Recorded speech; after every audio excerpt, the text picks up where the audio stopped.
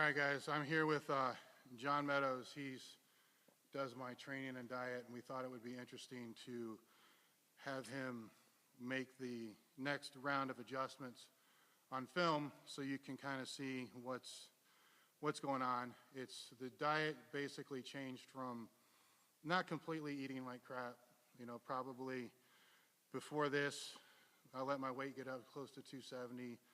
5 out of 6 or 7 meals were good. The other ones weren't so good. So we're locking it in to bring my body fat down a little bit. I've been following this plan here for 2-3 weeks.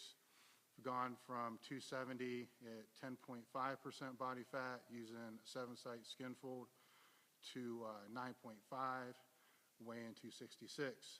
So the training's already been changed. That's gone from 5 weight training days per week to 7, so we'll not discuss that.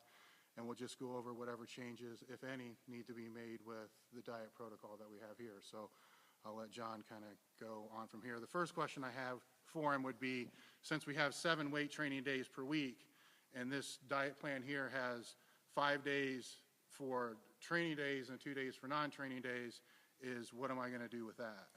Yeah, so the 2 days that we have for non-weight days is out the window. Okay. That doesn't exist anymore. So now our template is only a weight training day because, again, we're hitting 7 days a week. Dave's recovery through his nutrition has gotten better and better and better. So this is a good move to increase volume. His joints are as good as they've been. So we're going to hit this 7-day template now. Okay. We're going to hit the training day template all 7 days. All right. Any changes as far as to the macro levels here? So we had 2 to 3 weeks where Dave lost, was it 3 or 4 pounds? Yeah. And something like 1% body fat. I want to accelerate that just a little. I don't want to make too many changes because just the fact that we're going to 7 days of training will result in more fat loss. Having 2 days where you don't train with weights and do cardio, contrary to what people think, the cardio will not burn more fat. The new plan with 7 days of weight training and no cardio will burn more fat. So I'm going to make very, very minimal changes here because I think just the fact that you're going to 7 days of weights is going to keep fat burning. Now, I just want to accelerate it just a little bit more. So basically, I'm just going to remove 200 calories. We're going to work in 200-calorie increments. The easiest way to do that is going to be with one of the carb meals that are in here. So if you figure 200 calories, 50 grams of carbs. So we're going to take out 50 grams of carbs out of 2 of these meals. We're going to take 25 grams of carbs out of one meal and 25 grams of carbs out of the other meal. I don't want to pull them all out of one meal because Dave actually has a really fast metabolism. I mean, we're up over 3,500 calories now. So I don't want to take carbs out of his meals, period. I'd rather spread it out and take a little out of each meal because Dave actually feels better with carbs in every meal. So that's what we're going to do. We're going to reduce 200 calories, 25 grams of carbs out of one meal, 25 grams of carbs out of another meal. It will not be via his peri-workout nutrition. That's key. The pre, intra, and post-workout nutrition, we won't touch carbs. You need carbs. Carbs will not make you fat. Don't think for 1 second that the carbs you eat after training or during training or before training are going to make you fat. That's not the case. So we're going to take meals outside of the peri window, and I really don't care what they are. I prefer they be the furthest away from the peri workout protocol. So let's say you work out in the morning and meal 1, 2, and 3 are your pre, intra, and post, then you'd want to take carbs out furthest away, so it'd be in the evening. And vice versa. If you train in the evening, we would want to take carbs out early in the day. So we want to take carbs out for when you're, not around weight training. So that's what we're going to do. One of the issues that I had going through this here is based upon my work schedule. Most of the time I try to make sure I'm training between 1:30 and 2 in the afternoon. But there are the times that I won't be able to get out here until 5:30 or 6. So what I've been doing is just taking basically any of these meals down here and throwing them here. So it's still every 2.5 to 3 hours. Because some of these meals here are lower in carbs, do I want to have the lower carbs before this? Or what should I put in replace of this? Because there's only one meal? Yeah. before that, how should I move it if my training has to come back? So the way you should look at your meal plan for the day is most of your success is going to be around that peri-workout protocol. So whenever you train, and that includes pre, intra, and post-training.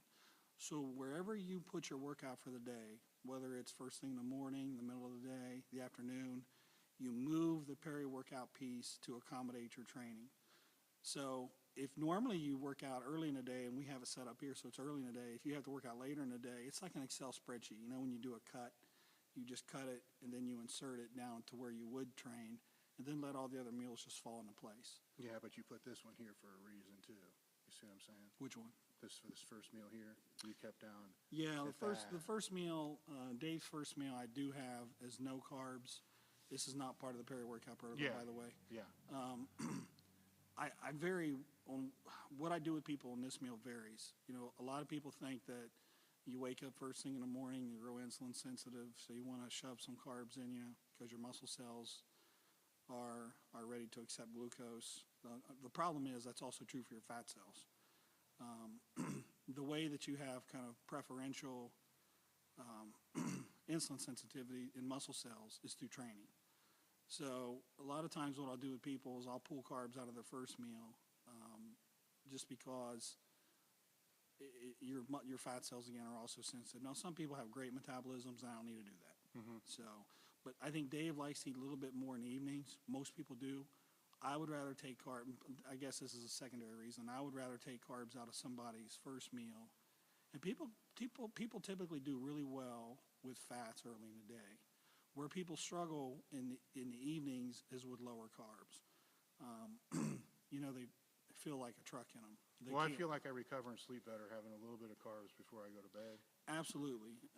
You know, carbs will help with serotonin release, will help you sleep. There's nothing worse than laying in bed, staring at the ceiling, starving for carbs, and you don't need to do that. It's completely unnecessary. You can take carbs out of your first meal and when you feel good and put them in your last meal. It's a complete myth that you should cut all your carbs out in the evening. And, you know, that's just, it's one of the things over the years. I used to think that, but just through the years, you know, you just kind of see things over and over in patterns and you realize, maybe that wasn't true. No, the only day that I do feel like I need to change this is today, which is leg day, where I do stick in 50 grams of carbs because there is, any other day I will have 2 meals before I actually come into the training. On this day, I don't. Yeah. You know, there's just that one, and I don't want to get up any earlier to get another one in there. So that's a secondary thing. So that answers that. The other question I have is, there's no mystery to you or anybody else that I've been training for a very, very long time. Training 7 days a week, inevitably there is going to be a time where I'm going to have to take a day off. It could be after 14 days, 10 days. That day will be when I feel that I need it. I can't really define to the listeners or even to John. He already knows what I'm talking about.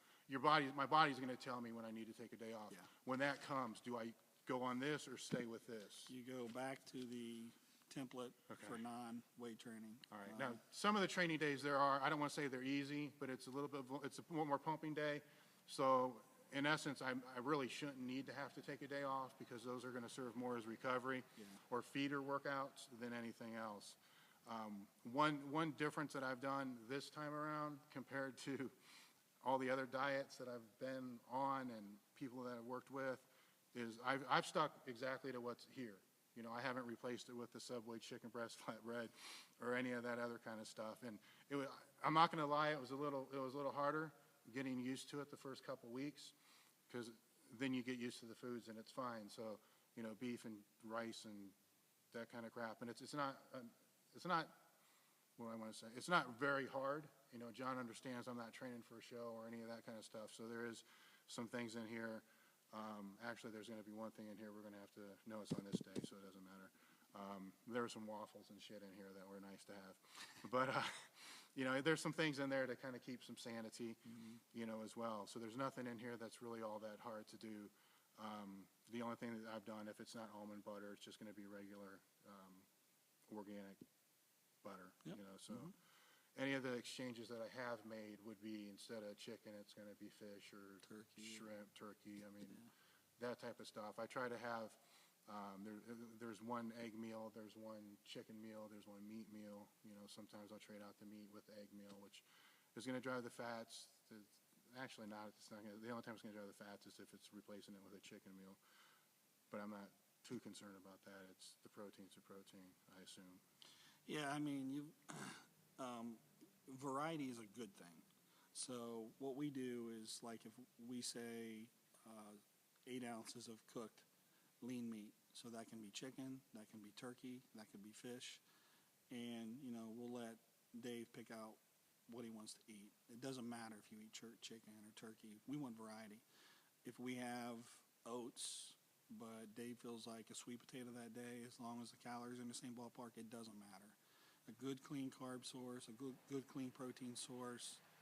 I mean, that's the key.